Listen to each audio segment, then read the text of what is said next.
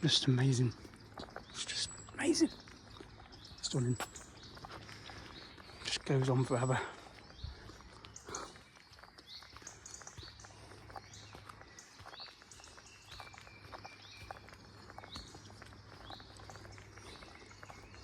Got some light steps there. Going up to that bit of rock.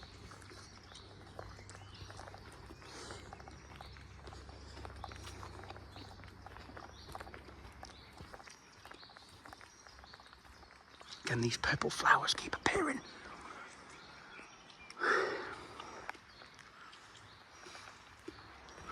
Some more there. Stunning.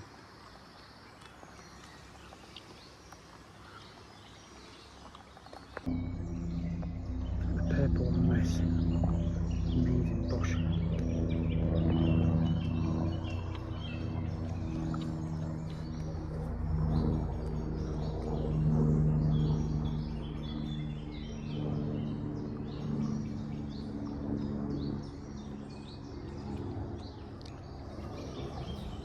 Just everywhere. Just everywhere.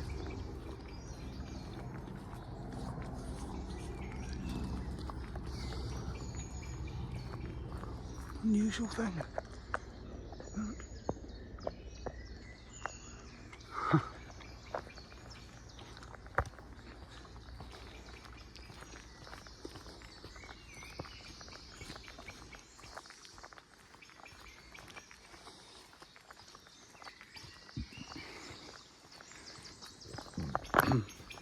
Tell you what, if you're not careful, you could very easily lose track of time up here. You really could lose track of time. Because you think, oh yeah, you might get to the car park at like 1:30 or 2 o'clock and think, oh, I've got stacks of time. But I tell you what, once you start walking and you go off exploring these paths, those 4 hours just go.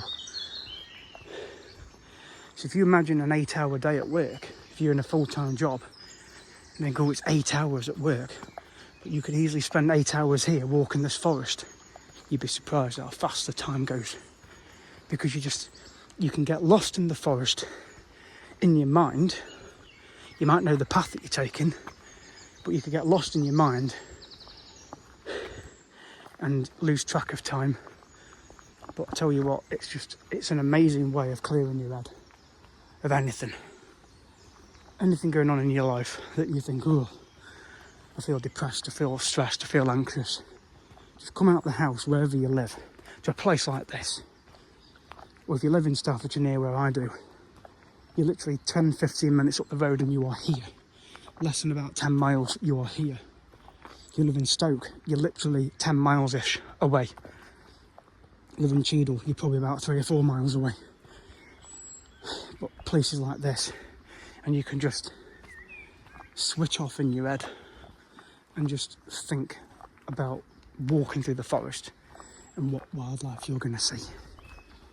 And just take in the sights, the smells, the air, birds nests in the trees, squirrels, rabbits, birds, whatever you might come across, fish in the ponds. And you think it's just lovely just to get out and just go and explore somewhere. Whether you've been here stacks of times or not, like I have, you always find something new to discover. Like in my case, last time it was a path, which has been there all the time, but I didn't know what was up it until I decided to take a walk. And it's on my last series from last time I came about a month ago. So check that out.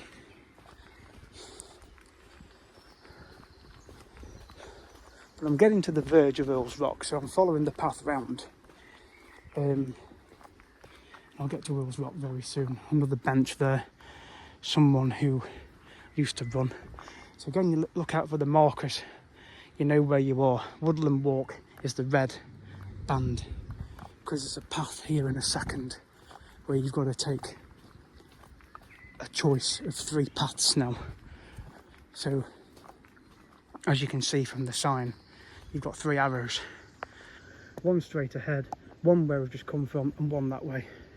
But you've actually got 4 paths if you think about it, because you've got that one, You've got that one, you've got that one, and you've got the one we've just come up. So you've got all these arrows, you're thinking, oh no, which way do I go? You can get up there to the youth hostel. That takes you back to where I've just come from, because the woodland walk both ways. So we're going to continue up there. The youth hostel's up there actually, you can just see it up above the trees, just up there. That's where the youth hostel is. So you can get up there to it. That'll take you back down again. That's actually the other path if you don't come up the steep hill. This takes you to Earls Rock, which we're going to take now.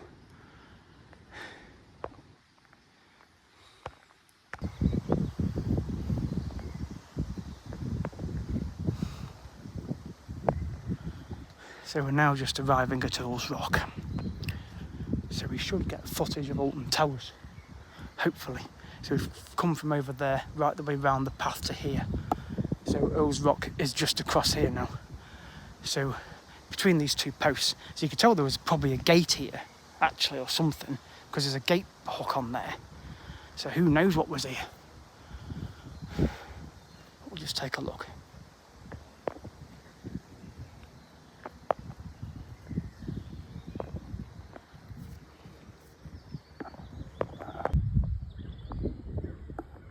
Alton Towers in the distance over there. See the castle on the top of the hill, that's Alton Towers. And then the Oblivion Ride just in front of it. Smiler just to the left. So we're now at the Earls Rock viewpoint. There's the bench. Earls Rock is just there on the hill. So we follow the path all the way round to here.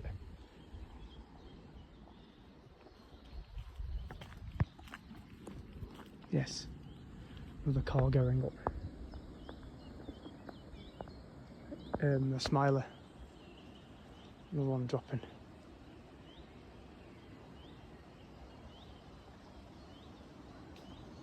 And the Ride of Oblivion is going up as well, actually.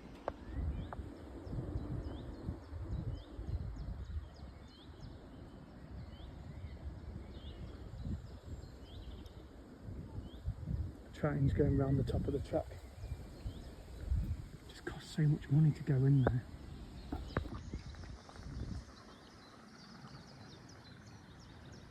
Alison Charles Hartley, Melvin James Plant. So they're the ones that have these benches put in. It's amazing.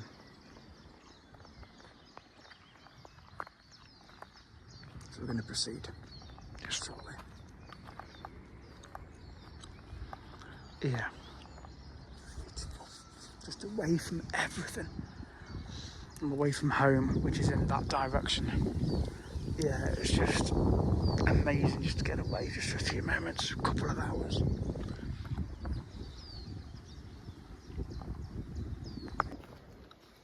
So if you've got hay fever, it certainly does affect your eyes. It certainly does.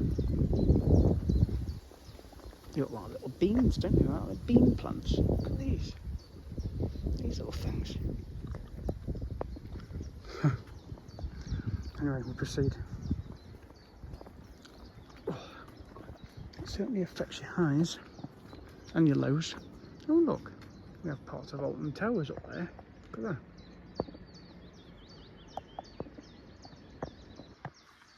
We'll proceed down this path. Because we will get to the steps. Straight down there. Reminds me a little bit of Lochram Island because you're going down through these forest paths, but now we're heading downwards towards the steps. Yeah.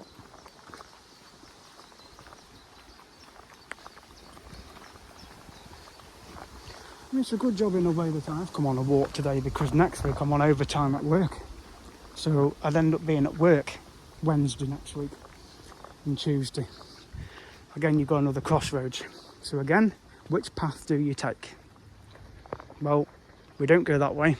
We follow the woodland walk sign. Okay, so that's the way we've just come. So we're going to proceed down there, which takes us to the steps which go down to the top pond. Now we'll then do another stream.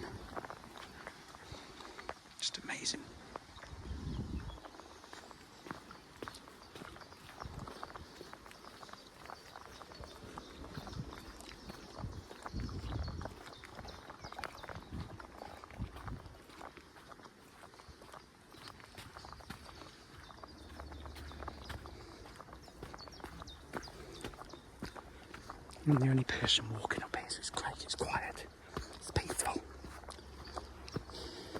Very peaceful.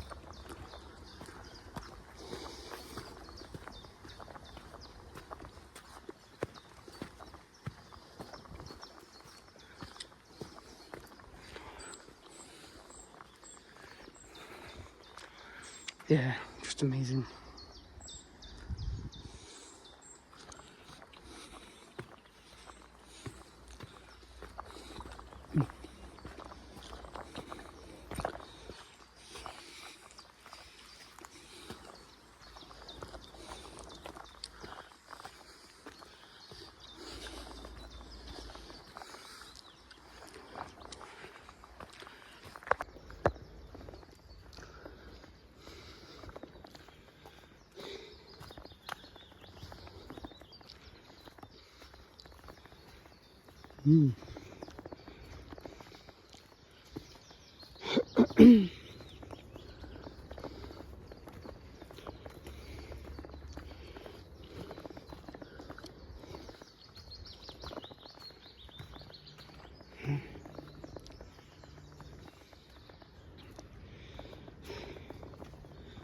Just trying to avoid all the mud. Very narrow path, but it does bring you where I want to be.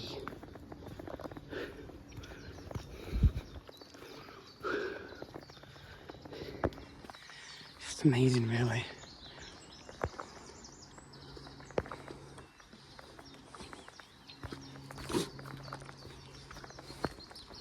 So I can't charge the phone up in the car because I don't have the wire.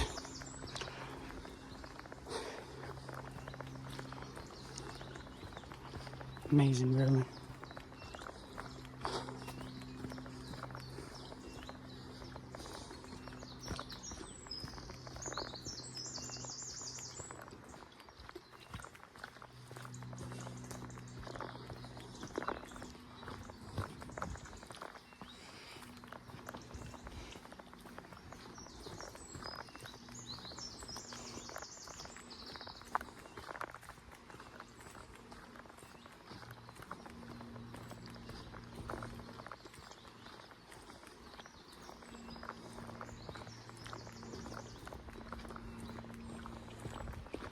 It just keeps going, doesn't it? This path.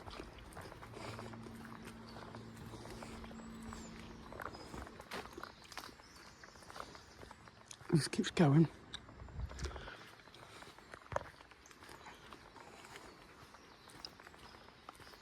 I know we're getting very close towards the steps.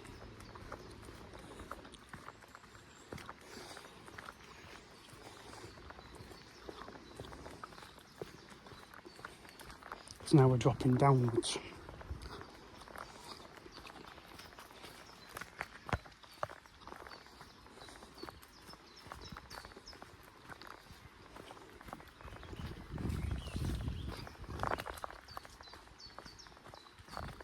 So now we've got to go left. Woodland walk, see? So we now carry on down. That's where we've come from.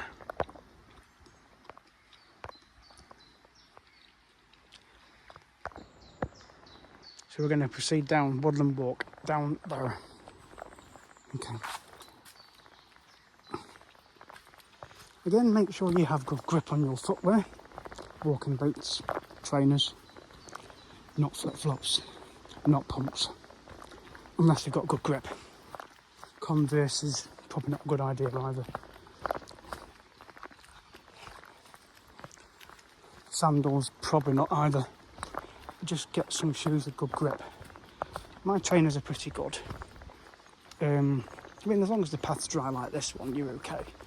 It's when it's slippery and icy and wet, that's when you could come into some spotted bother. Very prickly bush. Lots of ferns as well around here. So we're now proceeding down this hill and we will get to the steps which then drop down to the top pond. Okay, so that's where we'll head now.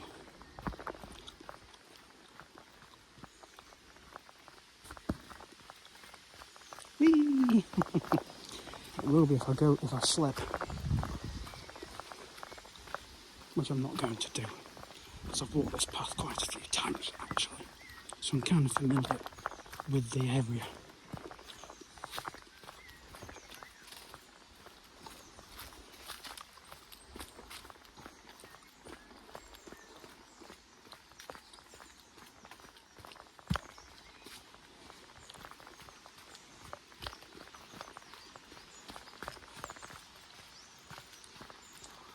Right, I know where we are now, it's okay. You would never get a pushtail up this, as you can see.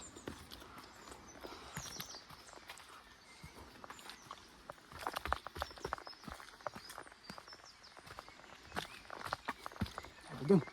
So, we're back at the post. Doesn't really tell you which way to go. I do know though, I do know. So that goes up there, back to where we came. We now proceed along here, this path, and then the pond is down there. So we head along here and down the steps. So we're now at the top pond. So I managed to find the steps. Here we go. So here's the steps, here. So these steps go down to the top pond, which is where we're going to go now. So we're leaving the woodland walk and heading back towards the car park area now. So we go down those steps in a second. Another bench here with another plaque on it. Who's this in memory of? Somebody called George Lowndes, who loved to walk here with his family from August 1916 to August 2002. Then there's Jim and Deb. And Debbie sadly died on the 30th of May 2020. So another tribute there.